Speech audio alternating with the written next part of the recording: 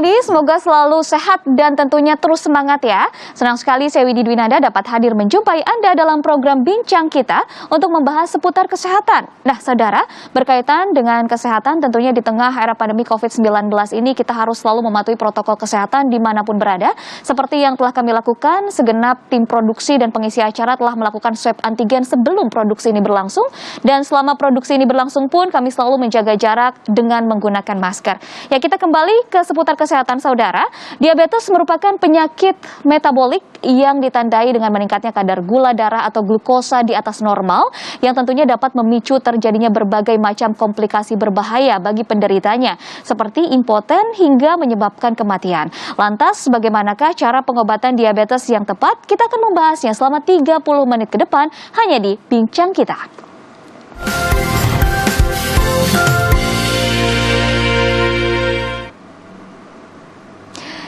Ya saudara, tema kita hari ini adalah manis tapi tidak memuaskan, diabetes versus impoten. Nah tentunya untuk membahas tema ini saya tidak sendiri. Sudah ada dua narasumber dari praktisi kesehatan di CMI, yaitu Dr. Ira Nita Diantika. Halo Dr. Ira, apa kabar? Baik Mbak Widi, Alhamdulillah. Alhamdulillah sehat selalu ya. Dan juga ada Dr. Haidar Zain. Halo Dr. Haidar, apa kabar? Alhamdulillah, baik sekali Mbak Widi. Alhamdulillah. Wah ini menarik nih, karena seperti yang kita ketahui ini biasanya orang-orang tahu diabetes itu kan komplikasinya berupa luka yang tidak kunjung sembuh yang akhirnya berakibat atau diakhiri dengan amputasi atau dengan kebutaan. Tapi ternyata diabetes ini juga komplikasinya bahkan bisa membuat impoten begitu. Ini tidak umum dan mungkin ditutup-tutupi oleh para penderitanya ya dok ya, biasanya seperti itu. Nah hubungannya apa sih kok bisa diabetes akhirnya bisa mengakibatkan komplikasi impoten ini dok? Ya. Jadi mungkin sebelumnya masih banyak ya dari pemirsa di rumah semua yang belum tahu bahwa diabetes itu bisa mengakibatkan impotensi atau disfungsi ereksi. Nah ini mungkin sesuatu yang baru ya. Nah sebenarnya ada hubungannya antara diabetes atau penyakit gula dengan yang namanya impoten atau disfungsi ereksi. Jadi untuk membuat sebuah ereksi itu kan pasti ada saraf-saraf dan pembuluh darah yang menuju ke alat vital pria itu. Nah, kalau misalkan kita bayangkan aja kayak selang, kalau misalkan ada yang menyumbat, nah dalam hal ini itu adalah gula darahnya. Nah, apabila ada gula, otomatis kan alirannya nggak bagus ya. Tidak lancar begitu. Tidak lancar. Nah, jadinya si alat vital pria ini dia ereksinya nggak sempurna, nggak bagus gitu. Nah, apalagi gula di sini itu gula yang tidak bisa dirubah menjadi energi karena pasien ini dia terkena diabetes. Nah, energi ini sebenarnya yang mendorong itu adalah dari ginjalnya, gitu. Nah, kalau misalkan pada orang diabetes itu ginjalnya itu ada kerusakan, jadi energi yang dikeluarkan oleh ginjal itu nggak maksimal.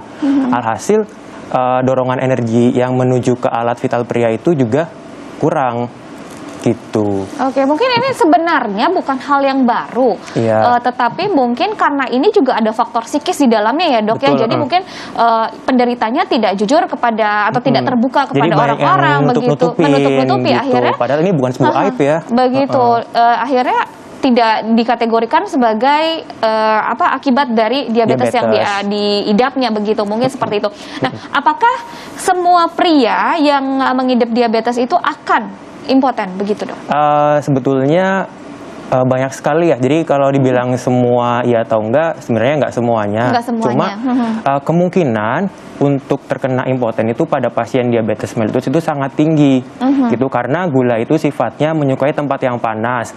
Nah mungkin kita semua juga merasakan tempat yang panas salah satunya adalah di bagian selangkangan. Nah di area tersebut merupakan salah satu bagian di tubuh kita yang memang panas ya. Nah gula itu suka sekali di tempat seperti itu. Oke.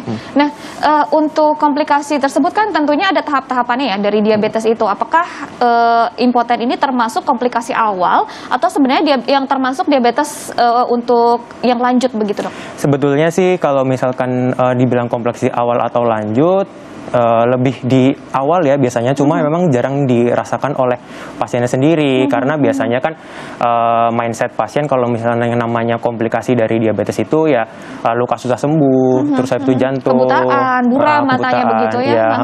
Sebenarnya kalau untuk impotensi biasanya dia di awal-awal diabetes. Kalau misalkan gulanya itu nggak terkontrol, dia lebih cepat untuk terkena si impotensi ini. Ya, ini berarti memang harus diperhatikan juga ya, sejak awal harus lebih aware lagi terhadap gejala-gejala awal yang ada di tubuh kita. Nah, itu kan kejadiannya di pria begitu ya. Bagaimana dengan perempuan nih, Dok?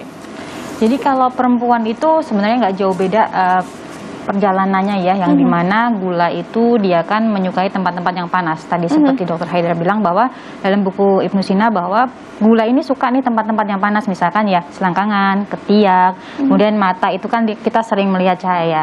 Yang dimana kalau mata biasanya kan katarak. Kalau di bagian selangkangan-selangkangan biasanya akan muncul jamur. Karena gula ini dia disukai oleh bakteri dan juga jamur. Nah, kalau di bagian kelamin atau alat vitalnya yang dimana itu kalau perempuan biasanya mungkin akan terjadi infeksi pada vaginanya, bisa nanti muncul keputihan seperti itu. Nah, tapi dengan ini pun juga jarang sekali diungkapkan oleh pasien-pasien seperti itu. Jadi tahu-tahu dia pikirnya bahwa keputihan ini bukan dari komplikasi si diabetes gitu. Oke, apakah ada pengaruhnya ketika penderita diabetes dengan fungsi reproduksi wanita, Dok? Oh, iya Mbak, jadi kalau misalkan si reproduksinya atau bagian vaginanya terinfeksi, maka tidak menutup kemungkinan akan terjadi infeksi pada infeksi radang panggul seperti itu ya, atau cervicitis atau infeksi pada serviknya seperti itu, dan itu juga bisa mempengaruhi kemandulan atau tidaknya gitu. Karena bisa memperparah gitu. Jadi mungkin bisa juga mempengaruhi dari gairah seksual wanita tersebut juga. Oke, ini kan merupakan momok yang sangat menakutkan nih, terutama untuk bagi pasangan suami istri begitu ya. Apakah kalau memang sudah mengalami impoten itu bisa disembuhkan atau tidak bisa disembuhkan sama sekali nih, Dok? Jadi bagi para penderita diabetes di luar sana jangan takut. Yang namanya penyakit pasti bisa diobati, termasuk impotensi pada penyakit diabetes itu juga bisa diobati gitu. Diobatinya dengan cara seperti apa? Apakah ada terapi-terapi yang harus dilakukan nih, Dok? Yang pertama fokus. Jadi apa sih yang menyebabkan impotensi ini? Nah, kalau misalkan impotensi ini disebabkan karena semata-mata karena gulanya, berarti kita harus menangani sakit gula atau diabetesnya ini. Tapi kan bisa juga disebabkan karena lain seperti psikis gitu ya.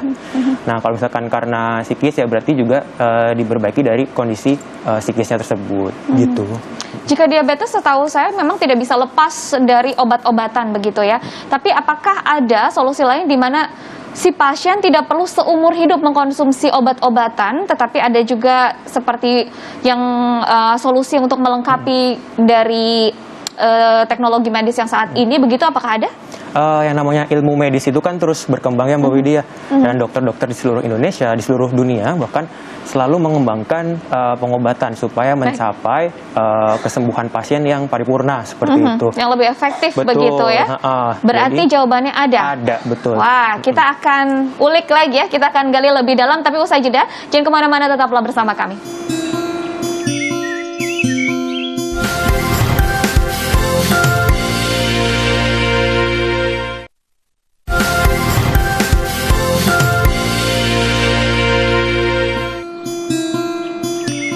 Anda kembali bersama kami tentunya di Bincang Kita, masih bersama saya Widi Dwinanda dan juga dua narasumber saya, ada Dr. Ira dan juga ada Dr. Haidar. Kita masih membahas mengenai manis tapi tidak memuaskan, diabetes versus impoten.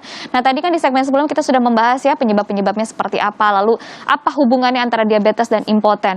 Nah, untuk para penderitanya tentu ini menjadi momok yang sangat menakutkan nih, bisa sembuh atau tidak, tapi ternyata tenang, ada penyakit pasti ada obatnya, pasti bisa sembuh. Nah, bagaimana dengan pengobatan impoten akibat diabetes yang dilakukan di CM ini, Dok? Oke, kalau secara umum memang untuk mengobati impotensinya itu harus dikontrol dulu gulanya ya. Nah, pengontrolan gula ini bukan hanya menekan gulanya saja, tapi harus mengubah gula ini menjadi energi. Karena pada pasien diabetes permasalahannya adalah si gula yang masuk ke dalam tubuh itu tidak karena tidak jadi energi begitu tidak ya, Dok? Jadi Aha. energi, makanya harus dibakar dulu menjadi energi seperti itu. Nah, untuk pembakarannya kan otomatis butuh, yang namanya bakar butuh panas, api, energi gitu ya. Nah ini perbaikannya adalah dari ginjalnya gitu, karena ginjal itu merupakan salah satu organ dalam tubuh kita yang berfungsi untuk menghasilkan energi seperti itu. Nah selain itu juga setelah diubah menjadi energi, otomatis gula-gula yang ada dalam pembuluh darah yang mengganggu aliran dari darah menuju ke alas vital pria, nah itu akan terbakar. Akhirnya nanti aliran darah tersebut akan menjadi lebih baik lagi seperti itu. Oke, nah untuk durasi pengobatannya nih Dokter Ira, terutama untuk menyembuhkan impotensi karena diabetes ini berapa lama sih kira-kira terapi yang dibutuhkan? Oke. Kalau untuk terapi itu kembali lagi tergantung dari keadaan si pasien dan kepatuhan si pasien, Mbak Widya.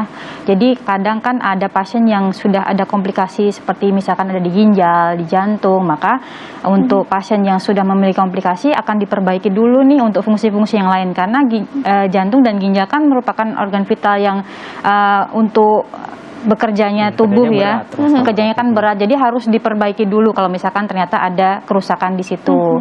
Tapi kembali lagi tadi kita lihat kalau ternyata hanya ada diabetes saja gitu, itu kita akan screening dulu juga lagi nih untuk ginjal, jantung apa baik gitu. Kalau misalkan ternyata ada kerusakan, maka diperbaiki dulu jantungnya. Pertama gitu, jantung dulu, kemudian diabetes, dan kemudian kalau ada ginjal ya berarti ginjal juga diperbaiki seperti itu. Nah, untuk proses berapa lamanya itu biasanya sekitar 6-8 bulan gitu. 6-8 bulan cukup ini panjang. pun juga tidak serta-merta pengobatan untuk diabetes seperti insulin, kemudian obat-obat minum lainnya itu diberhentikan, tidak Mbak. Jadi kita tetap beriringan bersama gitu.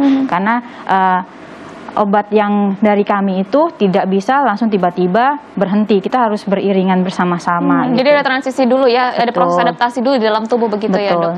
Itu kan untuk kasus impoten ya. Bagaimana dengan untuk perempuan nih, diabetes pada perempuan yang mungkin komplikasinya sudah berupa kebutaan begitu Dok?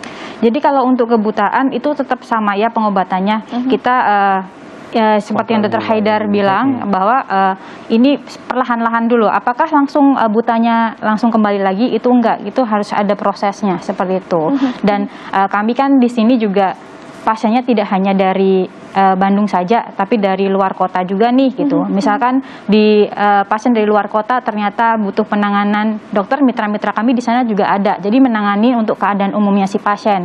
Jadi obat kami juga dikonsumsi keadaan umum si pasien. Misalkan ternyata ada penurunan keadaan umum kesadaran, ataukah ternyata fungsi ginjalnya menurun, maka ada mitra kami di kota tersebut untuk menangani si pasien ini seperti itu. Jadi saling terkoneksi begitu ya Dok. Kalau untuk tahapan sistem pengobatan untuk diabetes ini sendiri di CMI seperti apa sih? Melalui mungkin dari awal pasien datang lalu ada melalui screening terlebih dahulu, bagaimana? Sebetulnya untuk pengobatan di CMI, asalkan pasien tersebut sudah terdiagnosis oleh dokter spesialis bahwa ini menderita diabetes mellitus gitu. Jadi jangan menunggu sampai ada komplikasi baru diobati. Baik, dari awal dulu ya, sebelum komplikasi dirasakan harus langsung segera berobat begitu. Jadi lebih cepat lebih baik dan lebih cepat sembuh juga kalau misalkan komplikasinya belum terlalu banyak seperti itu. Nah, kemudian setelah nanti dilakukan pemeriksaan ulang, kemudian akan berkonsultasi dengan dokter. Setelah itu berkonsultasi dengan ahli komplementer, nanti akan ditentukan jadi obat mana yang sebaiknya dikonsumsi seperti itu. Berarti memang ada koordinasi juga dengan dokter yang memang sedang menangani pasien tersebut ya Dok. Tentu ya. saja, betul. Lalu akhirnya dikombine dengan formula dari Imnusina yang memang dikeluarkan oleh CMI. Nah, untuk Dokter Ira sebenarnya kalau misalnya si pasien itu sudah datang atau kalau misalnya nih pasiennya jauh seperti yang tadi Dokter Ira bilang di luar kota bukan di Bandung, bagaimana nih untuk sistem penanganannya? Apakah bisa kirim formula atau bagaimana koordinasi? Jadi kalau kembali lagi tadi kita koordinasi dengan pasien-pasien. Berarti membuka mitra dengan dokternya juga betul, begitu ya? Kita koordinasi dengan pasien dan dokternya yang merawat si pasien tersebut gitu. Untuk obat yang dari dokter spesialisnya akan tetap lanjut dan kami kombinasikan dengan pengobatan yang ada di CMI. Nah untuk pengobatannya pun juga kita tidak tiba-tiba buat ready gitu enggak. Kita lihat berdasarkan hasil pemeriksaan lab yang dilakukan dokter spesialisnya. Nanti setelah itu dokter spesialisnya akan langsung dikoordinasikan dengan dokter CMI. Dikoordinasikan dengan kami. Kemudian dari pihak farmasi, kami akan meracik obat-obat tersebut sesuai dengan kondisi tubuh pasien seperti itu. Dan untuk obatnya nanti juga bisa keluarganya yang datang untuk mengambil ataupun juga dengan dikirim seperti dengan ekspedisi. Betul, karena kan tujuan utama kita saling mengajak, ayolah semua tenaga medis di Indonesia kita berusaha semaksimal mungkin untuk mencapai kesembuhan pasien yang sempurna gitu. Jadi supaya pasien lebih nyaman, semakin nyaman untuk berobat di negeri kita ini. Karena negeri kita itu memang sangat potensial seperti itu. Oke, jadi bisa dikatakan bahwa metode Ibu Sina ini tidak berbentrokan dengan yang dilakukan medis saat ini ya, justru akan saling melengkapi begitu. Nah, untuk kiat mencegah gitu ya. Tadi kan sudah pengobatan-pengobatannya. Yang pasti kita lebih baik mencegah daripada mengobati. Ada kiat-kiat khusus untuk mencegah terutama komplikasi terjadi khususnya pada impoten nih, Dok? Jadi untuk mencegah dari impotensi pada pasien penyakit diabetes harus dikontrol dulu gulanya. Nah, pengontrolan gula ini selain dari obat yang dikonsumsi juga harus mengkonsumsi makanan-makanan yang rendah gula gitu. Jadi kalau bisa untuk gula yang putih itu yang biasa kita konsumsi itu diganti dengan madu atau gula aren seperti itu. Kemudian untuk konsumsi nasi putih sebaiknya diganti dengan karbohidratnya nasi berarti merah. Harus dikurangi, baik. Betul. kita biasakan saja. Ini lama-lama kalau udah udah biasa ya jadi enak-enak aja gitu. Jadi harus agak-agak diubah mindsetnya ya. Belum makan, kalau belum makan nasi itu diubah dulu ya. Kita harus mengurangi kadar karbo di dalam tubuh ini demi kesehatan kita juga. Terus selain itu kan dari diet ya, dari makanan. Terus jangan lupa juga untuk berolahraga, karena kan untuk gula ini terbakar menjadi energi. Salah satunya adalah kuncinya adalah dengan olahraga seperti itu. Jadi kalorinya juga terbakar. Nah, terus boleh juga berjemur nih. Berjemur terutama karena kan kalau biasanya itu yang menghadap matahari itu adalah bagian depan tubuh kita ya.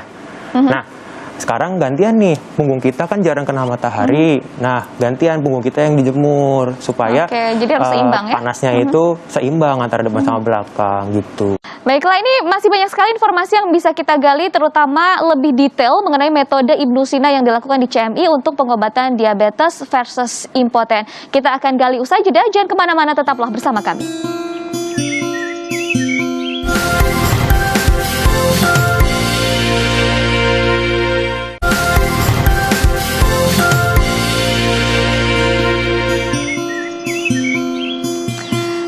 Anda masih menyaksikan bincang kita, tentunya masih membahas mengenai manis tapi tak memuaskan, diabetes versus impoten. Dan untuk Anda yang ingin mengetahui lebih dalam mengenai pengobatan diabetes dengan menggunakan metode Ibnu Sina, langsung saja simak tayangan berikut ini.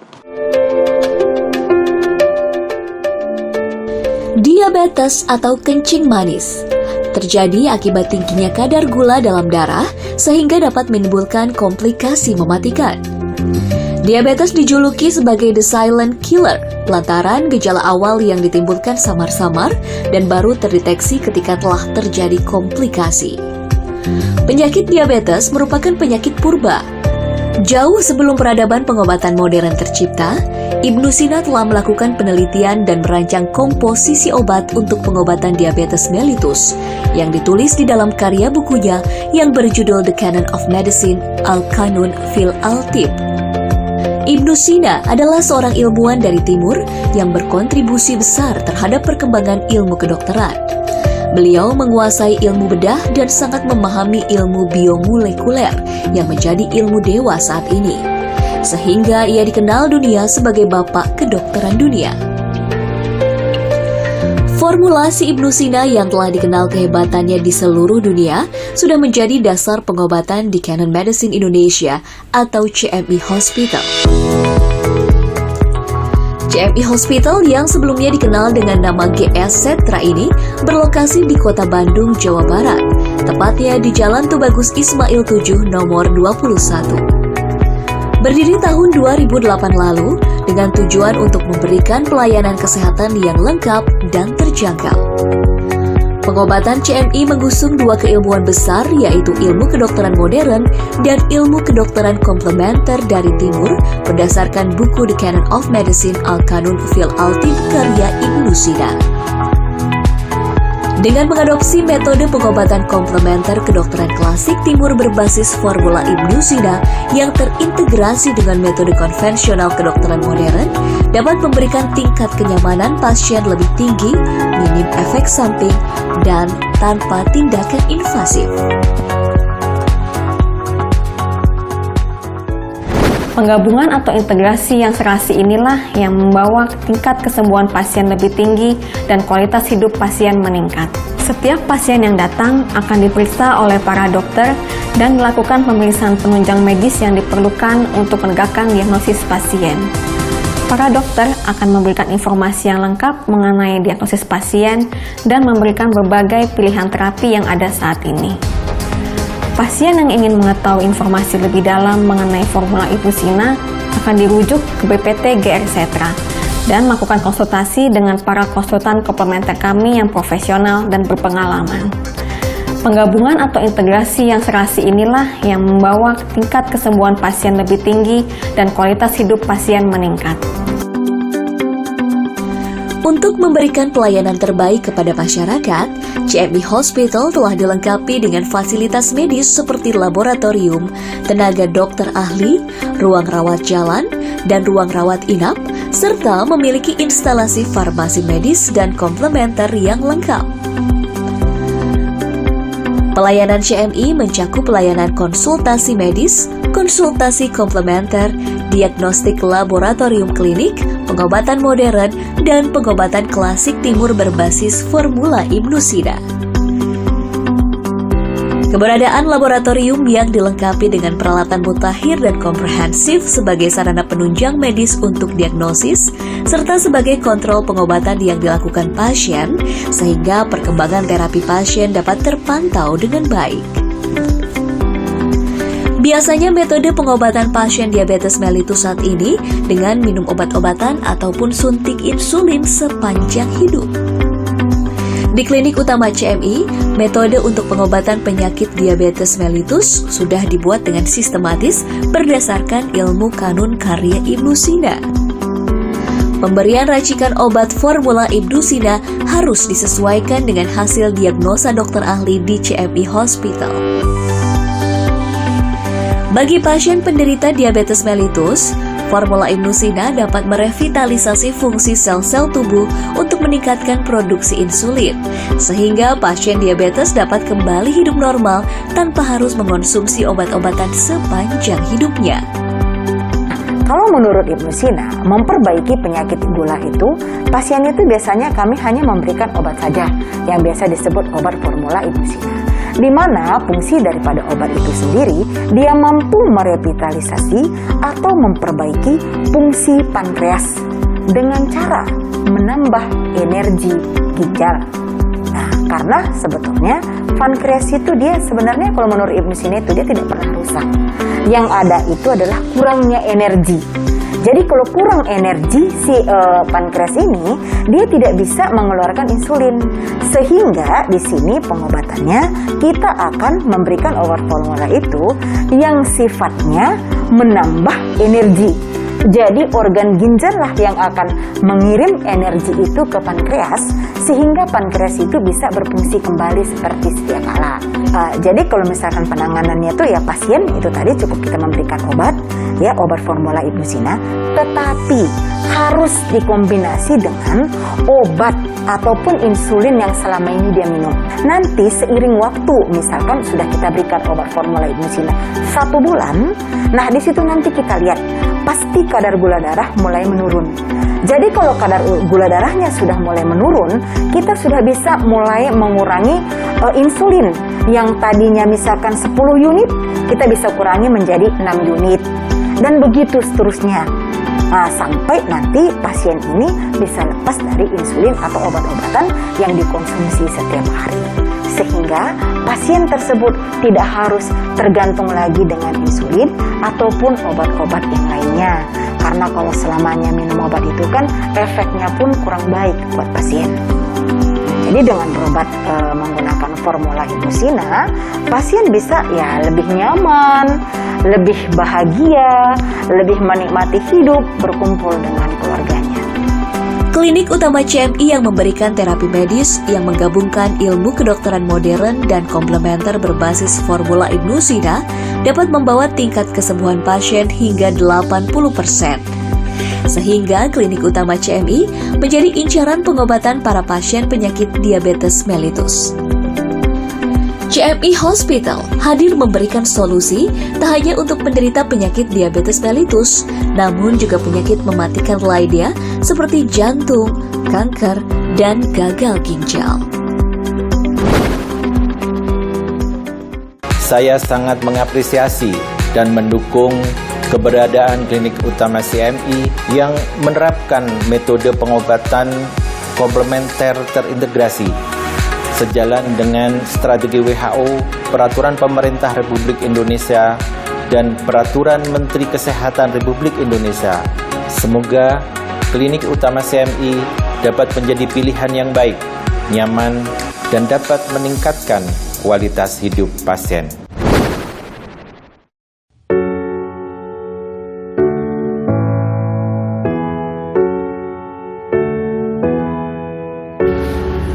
Harapan saya untuk klinik CMI ke depannya, klinik ini maju dan menjadi klinik komplementer terintegrasi terbaik di Indonesia.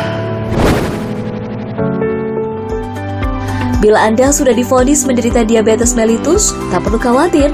Segera konsultasikan dengan datang langsung ke klinik utama CMI di Jalan Tubagus Ismail 7 nomor 21, Kota Bandung. Atau telepon di 022 253 1000.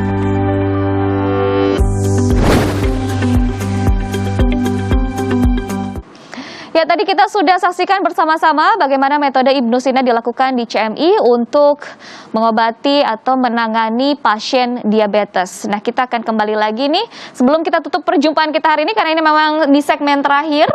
Mungkin ada yang ingin disampaikan kembali oleh dokter kepada saudara di rumah atau dimanapun berada. Oke, saya ingin menyampaikan kepada pemirsa semua yang menonton, terutama yang menderita impotensi dan diabetes, jangan malu untuk meluapkan, kemudian untuk mengungkapkan keluhan tersebut kepada dokter-dokter. Jadi intinya adalah supaya sembuh. Seperti itu. Ini baiklah, tidak terasa nih 30 menit sudah berlalu, Dokter Haidar dan juga Dokter Ira. Sayang sekali kita harus pamit undur diri dari hadapan Anda. Semoga perbincangan ini bermanfaat bagi Anda. Dan sebelum pamit undur diri, saya ingatkan kembali untuk selalu patuhi protokol kesehatan dimanapun Anda berada. Saya Widi Dwinanda, sampai jumpa, selamat beraktivitas kembali. Terima kasih banyak Dokter Haidar, terima kasih banyak Dokter Ira.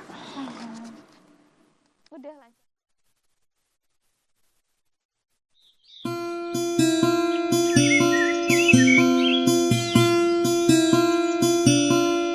you.